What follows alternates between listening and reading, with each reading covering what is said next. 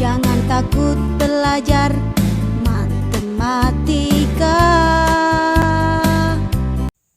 Hai, nama saya Adinda Ayu, absen 1 dari 12 IPA 9. Dan ini video pembelajaran saya. Babnya adalah tentang kaidah penjajahan, subbabnya penjumlahan dan perkalian. Enjoy!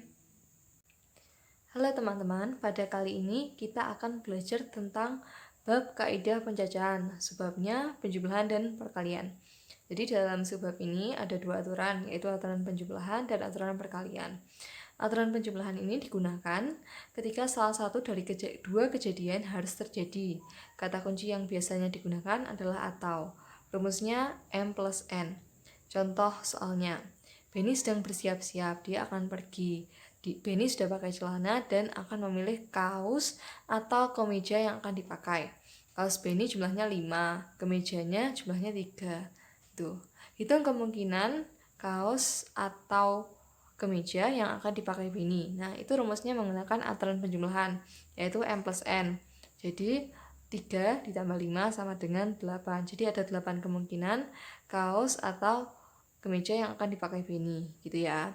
Terus yang kedua adalah aturan perkalian.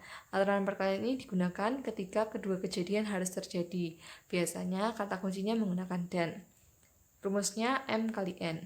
Contoh soalnya, Benny akan pergi juga. Dia sedang bersiap-siap.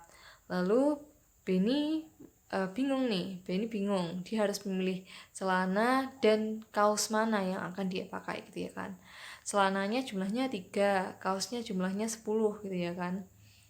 Nah, itu berarti kan kedua kejadian harus jadi karena Benny harus pakai celana dan Benny harus pakai kaos gitu ya kan. Berarti kemungkinan pasangan kaos dan celana yang akan dipakai adalah 3 dikali 10, yaitu 30 kemungkinan. Oke, kita akan lanjut ke contoh soal. Yang nomor pertama. Pada 10 calon pengurus OSIS akan dipilih 3 sebagai ketua, wakil, dan bendahara. Hitung kemungkinannya. Jadi, kalau ini berarti kan kita harus menggunakan aturan perkalian. Kenapa? Karena semua kejadian harus terjadi. Kejadiannya apa? Kejadiannya adalah ketua, wakil, dan bendahara gitu ya kan. Dari 10 calon. Jadi ini menggunakan aturan perkalian sama. Tapi bedanya adalah subjeknya sama. Kalau tadi di contoh soal yang Benny tadi kan kaos dan celana ya kan. Ini berbeda. Maksudnya beda barang. Tapi kalau ini kan 10 orang yang sama dan akan dipilih untuk 3 objek, 3 kemungkinan, yaitu ketua, wakil, dan bendahara. Jadi bedanya di sini. Bedanya di perhitungannya. Di perhitungannya gimana? Jadi gini. Yang pertama, kita buat dulu kotak 3 sebanyak kejadian. Gitu aja. Kita buat kotak sebanyak kejadian. Kejadiannya apa? Ketua, wakil, dan bendahara. Jadi kita buat 3 kotak. Yang pertama, kotak pertama untuk ketua, wakil, dan bendahara. Anggap aja seperti itu ya. Jadi memilih ketua dulu, baru wakil, terus bendahara gitu. Jadi untuk wakil, analoginya seperti ini. Jadi 10 orang berebut untuk menjadi ketua. Lalu setelah itu sisa berapa orang? Sisa 9 orang kan? Sisa 9 orang. Nah, nanti 9 orang itu yang akan berebut menjadi wakil. Gitu ya kan? Nah, nanti ketika wakil sudah terpilih, 1 orang wakil, berarti orangnya tinggal berapa? Tinggal 8. Nah, ini nanti yang akan jadi kemungkinan bendaharanya, yaitu 8 orang terakhir. Oleh karena itu, kemungkinan variasi ketua, wakil, dan bendahara ada 720. 10 dikali 9 dikali 8, hasilnya 720. Gitu. Lalu, lanjut ke contoh soal nomor 2. Saya bacakan, ada 10 calon pengurus OSIS, akan dipilih 3 sebagai perangkat. Hitung kemungkinan. Nah, bedakan soal nomor 2 dengan soal nomor 1. Kalau nomor 1, soalnya spesifik. Ada 3 kejadian yang spesifik. Dari 10, ada 3 kejadian yang spesifik, yaitu ketua, wakil, dan bendahara. Sementara kalau di soal nomor 2, itu hanya akan dipilih 3 sebagai perangkat. Nah, kalau tidak ada keterangan yang lebih spesifik, tidak ada atau maupun tidak ada dan, berarti dia menggunakan kaidah pencacahan subbab yang B, bukan di penjumlahan dan perkalian gitu. Jadi hanya perlu diingat di sini, yaitu ketika kejadiannya spesifik ada dan, di sini kan ada ketua, wakil, dan bendahara, ya kan? Ada 3 kejadian yang spesifik. Sementara kalau yang di soal nomor 2 hanya akan dipilih 3 sebagai perangkat. Oke, kita lanjut ke soal nomor 3. Tersedia angka 4, 6, 7, 8, dan 9. Akan disusun bilangan terdiri dari 3 angka berbeda. Hitung kemungkinan variasinya. Nah, di sini kenapa menggunakan aturan perkalian? Karena di sini ada 3 angka berbeda. Itu sudah menyebutkan syarat bahwa ada 3 kejadian yang harus terjadi dari 5 angka ini. Jadi harus ada 3 angka yang harus terjadi. Hitung kemungkinannya. Yang pertama, karena ini angkanya berbeda-beda, berarti yang kan ada 5 angka, 4, 6, 7, 8, dan 9. Berarti di kolom pertama, karena ada 5 angka, berarti ada 5 kemungkinan angka.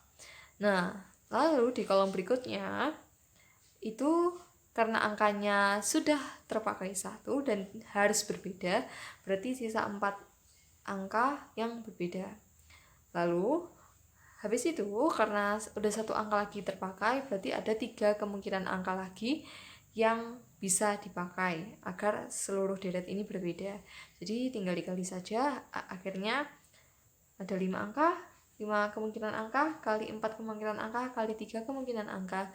Hasilnya adalah 60 kemungkinan. Lalu kita akan ke soal nomor 4.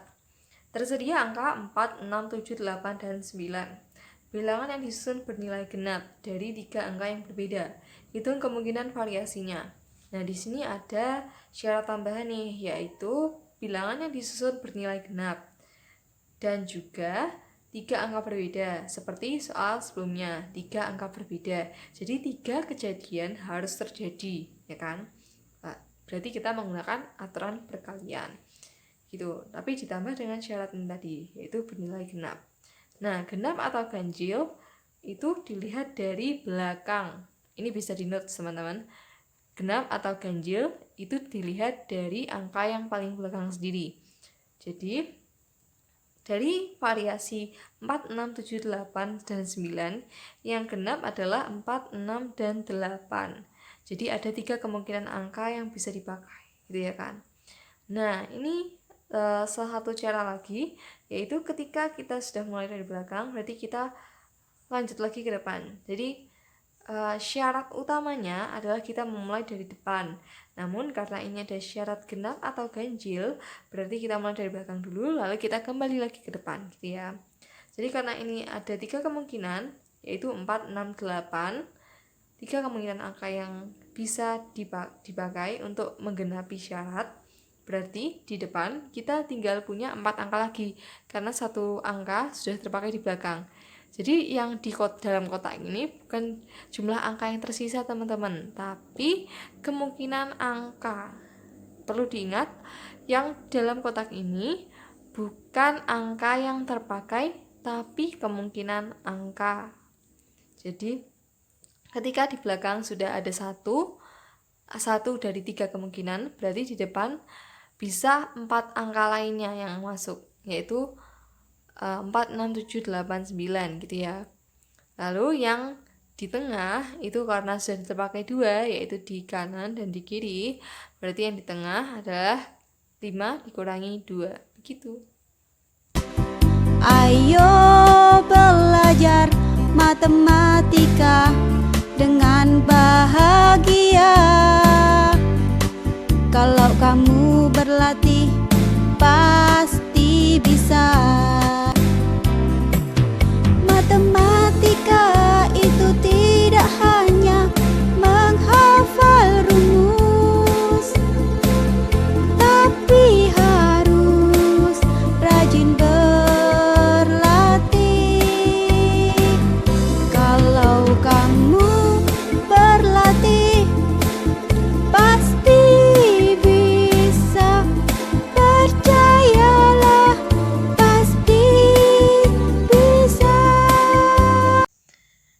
ini adalah soal yang saya berikan buat teman-teman semua biar tambah paham pelajaran matematika, karena matematika adalah ilmu yang menyenangkan, ya kan? Jadi silakan kerjakan soal nomor 5 C halaman 94. Saya bacakan nih. Klub bulu tangkis tangkas mempunyai 24 anggota yang terbagi menjadi 2 kelompok umur, yaitu kelompok anak dan kelompok remaja.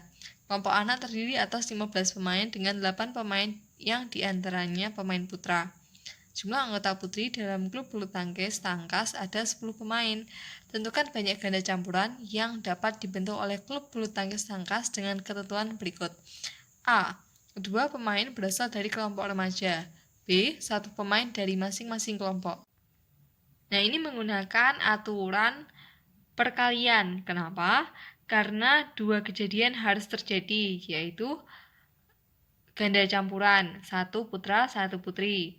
Sementara di sini variabelnya adalah pemain putra dan pemain putri. Gitu ya, teman-teman.